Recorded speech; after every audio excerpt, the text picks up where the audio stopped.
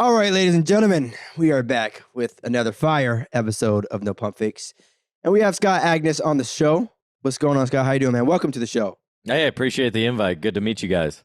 Absolutely, absolutely. Likewise. So I felt like it was important, at this point to have a conversation about the Pacers, a team that may not always get the amount of love that they properly deserve.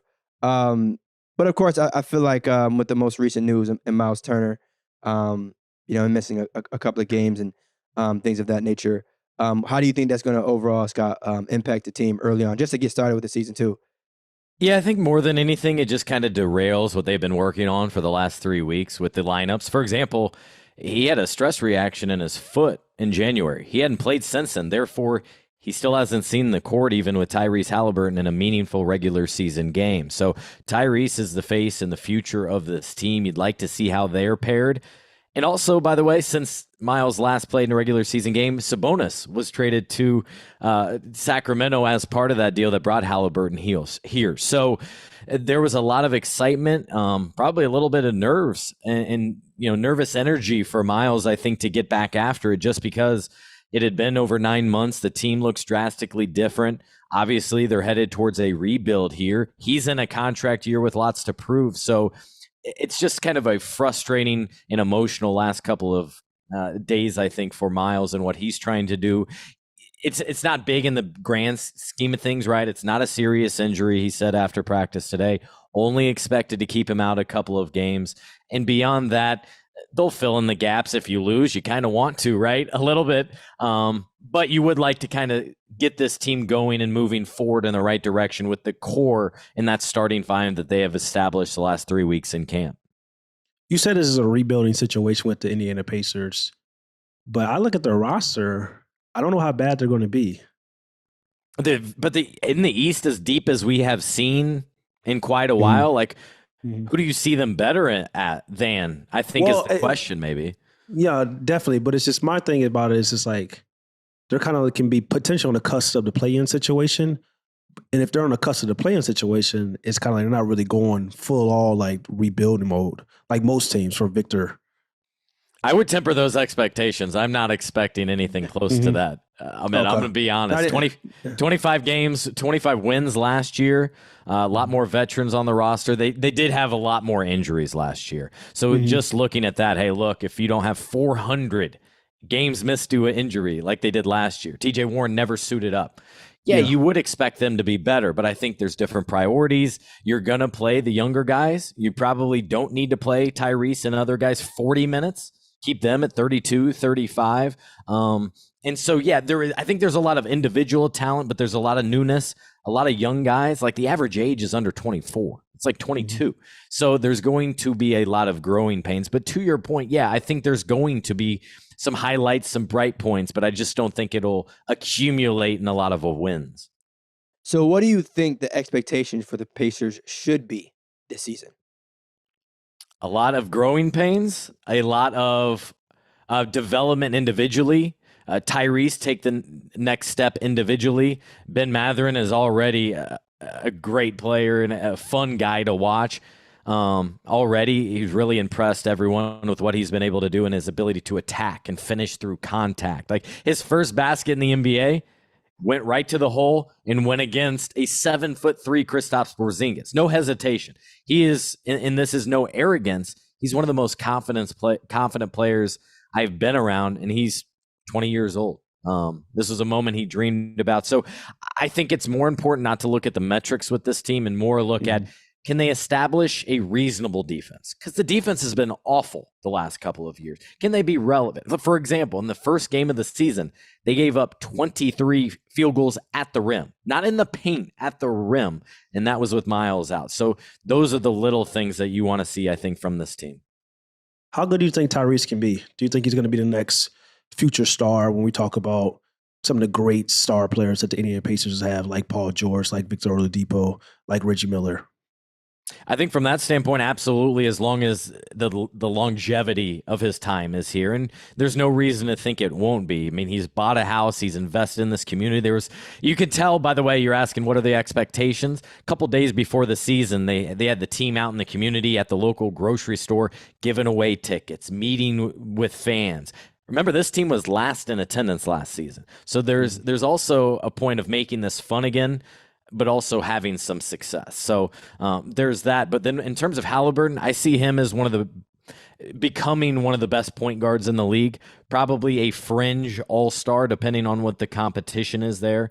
Probably not an all-NBA guy, but if you're talking numbers, probably a 20 and 10 assist guy this year. I could see him finishing easily top 3 in assists, and I think that's where he can really help, and also where he's going to really help his young teammates, because who doesn't want to play with a guy like that, who wants to get others involved and has that pass-first mentality? And the Pacers, in my opinion, have not had that in 2 decades. I'd go back to Jamal Tinsley, since they've had a true playmaking point guard like that, and not just a scorer or shooter out there. Yeah, and even if you're looking at the landscape of the modern day NBA, when we look at guards, most guards are like score first. He's totally opposite of that. Like, he's like a pass first guy that can score a little bit as well. So that's very interesting. Yeah, how do you feel about that trade? I was a little bit surprised Sabonis was involved, quite frankly, mainly because he was kind of the centerpiece of that previous iteration of the team. Trouble was they just had so many injuries with this roster, so many bad losses. I think I remember them giving up 150 points or something around there to the Charlotte Hornets, who, by the way, should go through a rebuild themselves and maybe reset their culture a little bit. Yeah, I was going to say, yeah. There's a lot of issues, clearly, and that's just from the outside there.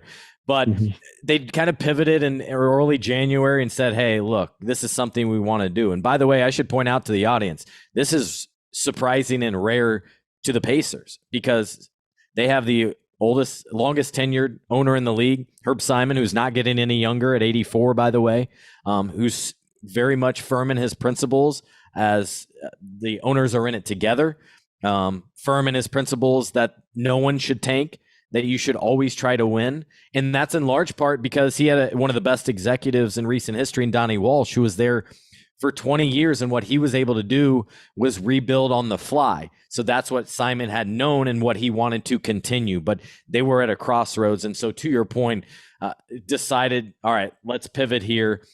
And to get something special, they had to send out Sabonis. And so I think actually the most surprising thing to the league was that Haliburton was available, and it wasn't Fox or Mitchell out there. Would you rather had Fox over Tyrese? I don't think so. Not for what this team needs. Tyrese, first of all, Midwest guy. That means something here.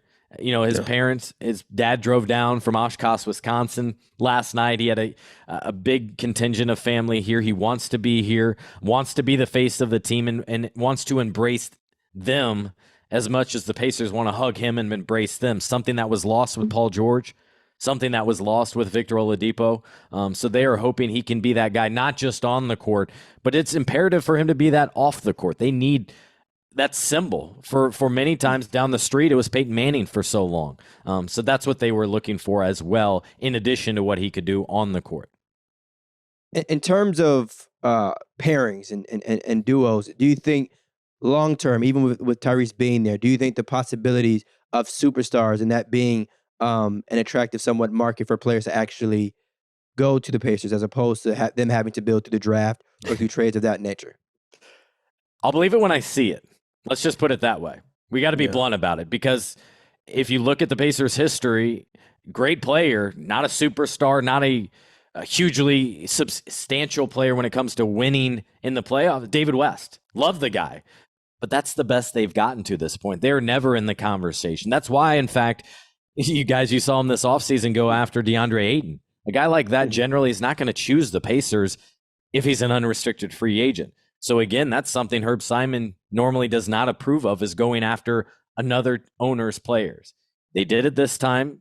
And we can tell Ayton doesn't want to be there. Like, yeah, with the Suns. Yeah, definitely. We all see the countdown clock going on, but they tried to do that because that would help jump this restart, and he fits the timeline. 22-year-old, hasn't quite hit his peak yet, looking for a greater role. He checks all the boxes with what the Pacers were looking for there. But yeah, until I see it, I don't think they can get that marquee free agent. That's why they've pivoted and focused more on the draft more than ever before. So what do the Pacers organization needs to do to kind of keep their stars once their stars develop? Like you talked about like Paul George. Like Paul George was a superstar and then he wanted out. And even if Tyrese can be really good for the Indiana Pacers, but what happens in 3-4 years if he's like, you know what, I'm tired of playing in Indiana, I want to go to another big market? Yeah, and first of all, I always like to point out, I thought Paul was the perfect example, representation of you can get attention and land endorsement deals in any market, because at that time, I mean, he had AT&T, Papa John's, all kinds of NBA 2K. He was on the Nike. Yep, absolutely. He's Nike. He'd got his signature shoe, which is actually delayed because of his injury, by the way. So that can no longer be used as an excuse, I think, for players, because you can monetize yourself and land endorsement deals wherever. I think Pacers are trying to improve in kind of the player management department in that aspect. And from what has been described to me, sometimes they're a little bit rigid in their ways, maybe their freedom. For example, Oladipo, when he had a physical therapist, he was not allowed on the team plane. So when I was traveling, his physical therapist was on the same plane as me. Some teams make that exception depending on your level. Not necessarily right or wrong either way, but maybe you need to give a little bit more. Maybe you need to spend a little bit more, not talking about players, but in taking care of the players, or how you travel, or just maybe how you act around the team facility is one thing that a former player pointed out to me in recent years. And also how you interact between management and player. Victor said a lot of things about that and tweeted things in the past. Yeah. Some, I think that's a little bit misguided. Some, you can't knock maybe how he feels, that he experienced that. So you're absolutely right. That's something that has to be addressed or improved or accounted for now as they take on these young players, 20, 21-year-olds, help shape them, but they also want for them to stick around. And so I'll keep it short, but a quick story here. As they brought in their draft picks, they went the most elaborate introduction for the draft picks that I've ever seen. They had team employees lined outside the practice facility. They brought them up in a pace car like you'd see at the Indianapolis 500, the largest attended sporting event in the year that's held right here. Afterward, they took them to the world-famous shrimp cocktail and steakhouse in town. Then they went around laps at the Speedway. So they are trying to do all they can to welcome these players, get them out in the community, and to put them in front of the fan base. But the fan base also needs to show up at games. We need to see them more than being last in attendance, no matter whether they're winning or not. So you mentioned Victor. There's another Victor I want to mention and talk about really quick. Is there another one I haven't heard? I'm sorry. Yeah, so of course players will never come out and say like, "Oh yeah, we're trying to tank," and of course GMs would never say that as well. But do you feel the Pacers should prioritize? I'll say I won't use the tank word. Do you feel like the Pacers should prioritize or think about the possibilities of landing Victor? They are, and yes, absolutely. That's what they're doing right now. That is the priority. That's why when you talk about how they judge this success, they're talking about player growth and the eye test, and give it a month and you'll know if there is growth out there. There's no lofty goals. It's not winning the division. And you look at what the Pacers have too. I mean, an improved Detroit team, Milwaukee with Giannis. So even if you wanted to just have a minor goal of winning the division, which in NBA really doesn't mean much, but I can tell you they had almost a dozen executive and scouts combined out in Las Vegas to see not just Victor, by the way, but Scoot and the other players. They're expecting to have 3 draft picks this year, right? They should get Cleveland's, and then they got Boston and then the deal that sent Malcolm Brogdon up there. So it's a lot more than just that first pick that they hope lands top 2 at the worst. Yeah, that's very interesting. I would say that the Indiana Pacers, like you said, probably 20 games in, 30 games in, and then we're probably going to start hearing rumors again about Miles Turner and Buddy Hield. So I want to ask you about that. Do you think by the All-Star break, those two would be still on the Indiana Pacers? I don't think Miles will, simply because he's in a contract year. Mm-hmm. He wants to hit free agency, wants to have a say in his destination. And also, I think he sees a little bit of the writing on the wall, right? Pacers went after DeAndre Ayton. 2 years ago, they drafted a potential replacement in Isaiah Jackson from Kentucky, who's just 21, who adds an entirely new dimension as a lob threat with this team. Still very raw. I'm not getting ahead of myself, but he could be part of a tremendous core moving forward. But you have all of that. Miles probably wants to get paid $20 to $25 million per year. If the Pacers, I'm not sure I'm doing that, considering there are other options there. And so you can't, especially in this market, because of what we talked about earlier, you cannot risk losing Miles or any quality player like him for nothing. So you do need to move on from him. And you talked about ticket sales and lack thereof in the Indiana Pacers organization, a team that's been floating around basically all summer, Los Angeles Lakers, for Miles Turner, Buddy Hield, those two unprotected first-round draft picks, for Russell Westbrook. Ideally, would you want that to happen for the Indiana Pacers? I've said all along I would want more than that. I would want more than 2 first-round picks for that, and I say that because of what you have to take with Russell Westbrook, not only with the dollar figure, but the potential, let's call it disruption, meaning would he even play a game for the Pacers if that was the case? I don't think so. But also, what have I been talking about this whole time? Herb Simon, old principles. Would he really be on board with paying somebody to go away? Not at that figure. I don't think so. Buddy Hield should command a first-round pick by himself. Miles probably, especially if he's able to play for a month, not be injured, produce like he normally does. So I've said all along my stance would be at least 2 first-round picks, maybe something else thrown in there ideally. At minimum, you would not want those to be protected picks. You'd demand that those be unprotected as well, and hope that the Lakers continue to make poor decisions like they have and not fix their roster. And they're still, there in the lottery, or at least that's a really good pick post LeBron. I think those conversations will persist as long as Russell Westbrook is still on that Lakers roster, because the Pacers have flexibility. They want draft picks. They have the most cap space right now at about $30 million to play with, and not many teams do. I think only a handful of teams do. So it's an obvious pairing there, unless maybe you also throw in a third team to make things even more interesting. Yeah. Do you think it's an age thing when it comes to Russ? In terms of what?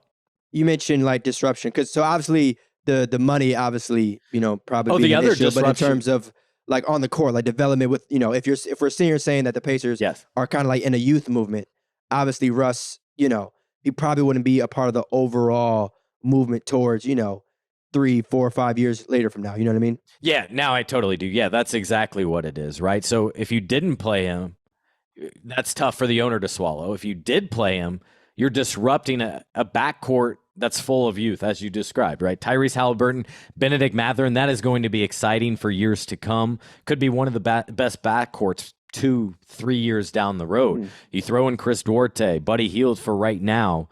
And on top of that, Russell isn't really producing. So it's not a net positive necessarily for him to be out there. I can't describe what he is like as a teammate, whether he would be helpful or not. But you got a guy like James Johnson on a non-guaranteed deal can provide that veteran leadership. TJ McConnell as well, for example, even Buddy. So you're not paying a premium for that veteran experience. And we know wherever Russell goes, he's going to want to play. But I also will say Westbrook needs a fresh start, like many players across the league, because fit is everything. And it's not always great going back home. Westbrook going back home has been a big failure. And so they do need to move him. It's just a matter of when and what kind of deal they can swing. How long do you think we see somewhat of a turnaround for the Pacers? Good question. I think at least this year could stretch into one more year. I would be very surprised if it's more than a couple of years. Ideally, this is their last year hitting high in the lottery. Maybe they're back in it next year, but that would be 4 straight years. I don't think they've done that in the last 30 years. Like, this is incredibly unusual. They were a team that had reached the playoffs in 29 of 35 years. They were the opposite of the Sacramento Kings, if you will, who can't make the playoffs. They were always relevant, but never greater really than more than mediocre outside of those couple of years, 2012, 2013, 2014, when they would win against LeBron and the Heat. So absolutely this year, maybe a little longer, but I wouldn't expect much. I don't think they'll tolerate more than a couple of years at all. I don't think you see the process much, right? When you talk about Philly, that was a one-off. They got Joel, but I think in the grand scheme of things, I don't think that was successful. They don't even have an NBA Finals to show for it. Yeah, they got. Yeah, they got. Think how many misses it he's took not to wrong. get Joel. He's not wrong. That is true. They missed a lot. When you But really like, think think about about this, this, though, though, like if they go out Michael and win Carter a championship, Williams, the list goes on. Yeah. Yes, Yeah, but- yes. but if they reach the finals and win a championship, everybody's going to say like it was a great ordeal. Like, it does makes that go sense. away? If you win a championship, does those 7, 8 years of It's been we're almost too long past the process though, right? Well, I wouldn't say these last 3 or 4 years, just because there has been some success. I mean, like the prime of their tanking, if that makes sense. So, like, For let's sure. say it was 7 or 8 years. Would you go through 8 years of bad basketball for Mhm. 1 year of a championship? Yeah, to your point, I think let's say the Sixers win a title in the next couple of years while Embiid's on the roster. Yeah, you could probably attribute that to the process. But I think in the grand scheme of things, we've seen over the years, that's more detrimental than it isn't.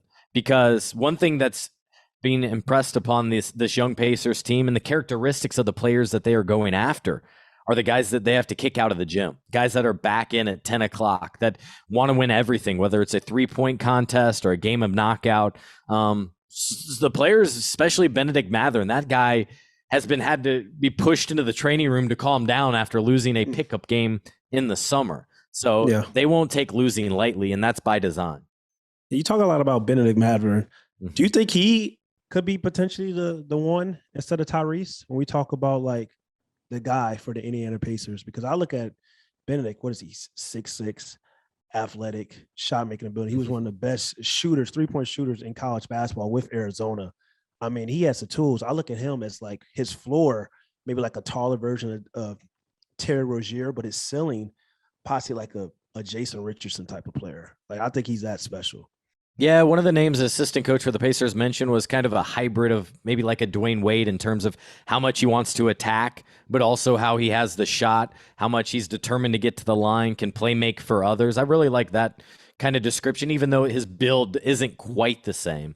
To your point, I think absolutely Mathurin will be the maybe more complete player. The thing you're getting a lot with Haliburton is those intangibles, the coach on the floor, the quarterback, the one that minimizes mistakes, that sets up his teammates. That's the leader on the floor. And that's something that's been absent for this Pacers team for so long. So I think in the long run, Mathurin has a higher ceiling, but I think if things go successfully, whomever they draft this year will be the number one eventually. And you combine that with Mathurin, Haliburton, potentially Isaiah Jackson at that 5, maybe Jalen Smith as well. And that's really what should get you excited about the Pacers' future down the road. I mean, you mentioned obviously, the future just now, and the final question that I want to run by you is that Paul George and David West team and Roy Hibbert. How do you think that team would kind of match up in today's NBA? It wasn't that long ago, but obviously they brought a level of toughness that isn't really common in today's league. So how do you think that that roster would have kind of went up against today's NBA teams? Yeah, what you had with that was a tough, hard-nosed, battle it out every single night. You know what you're getting from them. The trouble with it lacks shooting. And more than anything, you need that shooting. Now, their defense would have been strong. It was Roy Hibbert, who, by the way, we haven't heard from much, right? In 2-3 years, was out of the league before he's 30. That's how quickly this league moves on and changes. He was the one that essentially created verticality that you still see today. It was him and Frank Vogel doing that in the practice gym, trying to create something where he could be effective. So I think they would absolutely be kind of a playoff team. I don't know how much success they would have, though, because of the lack of shooting and the playmaking that has become more necessary than kind of team basketball, it seems like. It's right now you really need a star or two at least. I mean, the Warriors have what? They can go 11 deep. It's unbelievable. And look at other teams. So that would be a fun team to watch, but I think ultimately that style of basketball would not nearly be as successful as it once was. I agree. Yeah, it definitely wouldn't have been like I would say as quote unquote flashy, but I think the style would have been unique in comparison to a lot of the teams that we're watching now. Yeah, I think you would have seen opponents kind of treat Roy Hibbert like they do Rudy Gobert and get him out away from the basket or in that corner or whatever and try to attack the lane. Have a lot of spot up shooters for when Paul George attacks or PG could knock down some shots. That was those were my first couple years covering this team. So that was a lot of fun, a lot of great personalities in that locker room. So those were some good years for sure. Yeah, shout out to Paul George. He was my pick for MVP this year, and he still is. You think so? Okay. Yeah. I just want him to be healthy and have a successful year. Honestly, yeah. It seems like that Clippers team just hadn't been able to put it all together and see a healthy Kawhi and see, what that group looks like for months on end. Yeah. And now's the time. I mean, they got both guys back. They got a whole new roster. Got John Wall now. I mean, they look ready to go. But Scott, if you could just do us a favor, man. You have any final words for our lovely audience of No Pump Fakes? It could be Pacers related, whatever. It could be a bold prediction. It could be a potential trade. Be your top 3 Indiana Pacers. Oh yeah, there you go. Yeah, players of all time. How about that one? Whatever you like. Yeah, no, man. There's a lot right there. First of all, appreciate you guys having me on. Low expectations for the team this year, but I think there's a lot of fun things that you can tune in to League Pass when you're seeing Haliburton, Mathurin, the type of things we've been talking about throughout this show. All-time Pacers, my first guy I talk about, a lot of people probably don't know. It's the late Slick Leonard. He was the former ABA coach, won 3 titles. It was the last time this franchise as a whole was truly successful. They haven't won an NBA title. They were the dominant team of the ABA, and he was a big reason why. Obviously, Reggie Miller, and I'll take it back to kind of the last 10 years and what those special years. And you got to have fun with Lance Stevenson, one of the great personalities that we've had here in Indianapolis, and it's been fun covering him for sure. One of the most playful, likable, but misunderstood guys, and I think that's why he's not on a roster right now. I 1,000% hear you on that. Yep. So, but yeah, definitely again appreciate you, Scott, for pulling up on No Pump Fakes. Of course, we had to chop it up about the Pacers. Ahmad and I, there's certain teams that we talk about, of course, but at the end of the day, we still talk about all teams on the show. So definitely want to make sure we show the Pacers some love. So, but just like that, y'all, another fire episode of No Pump Fakes. You already know what it is. We gone. Peace.